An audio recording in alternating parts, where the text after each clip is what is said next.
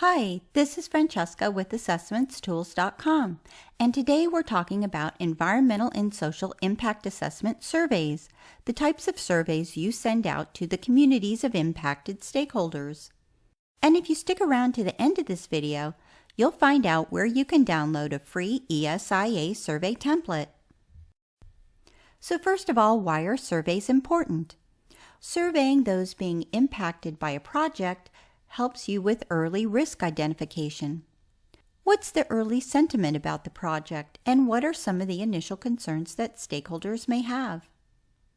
Next, surveys help you monitor long-term changes. For example, you can give a survey at the end of a project's construction period and then 6 months later. Comparing the results will help you see whether your mitigation strategies are working the way you planned.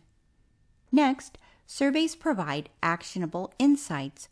Hearing directly from the people being impacted by a project or policy helps ensure good decision-making based upon the most accurate information. So how do you craft a good ESIA questionnaire or survey? First of all, keep your questions clear. A question that's 3 sentences long is too long and it's going to lose people. Keep your questions clear and concise. You'll want to translate surveys into the native languages of the communities being impacted. This ensures the biggest circle of participation. Gather demographic information on your surveys that matters to your project. For example, if you have a project that's impacting rural and urban communities and you want to find out if their concerns are similar or different, ask people where they live on their survey.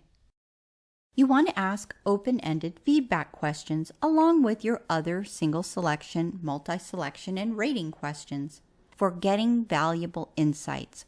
For example, you may get some great ideas on mitigation strategies that you didn't think about before. You can put a question at the end of your survey asking what other concerns do you have that haven't been mentioned yet. And then of course you want to analyze that data as it comes in. Now, the quickest and most efficient way to do this is to have your survey data come into a survey tool that will chart those results automatically for you. Next, you want to take that data and evaluate it. Look for trends and the most popular answers or types of feedback you're getting from respondents.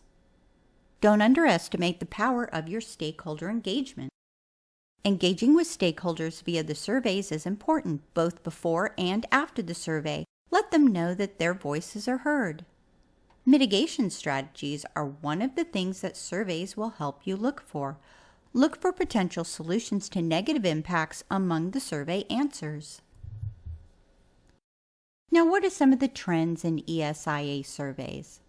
Well, the first is obvious: technology integration. Sending out surveys in a format that can be filled out on a mobile device or a tablet makes it easy for a larger amount of the population to respond. But don't forget to also offer offline versions, as not everyone may be able to answer a survey online. Increased public participation is another trend, and that trend is really driven by the technology integration.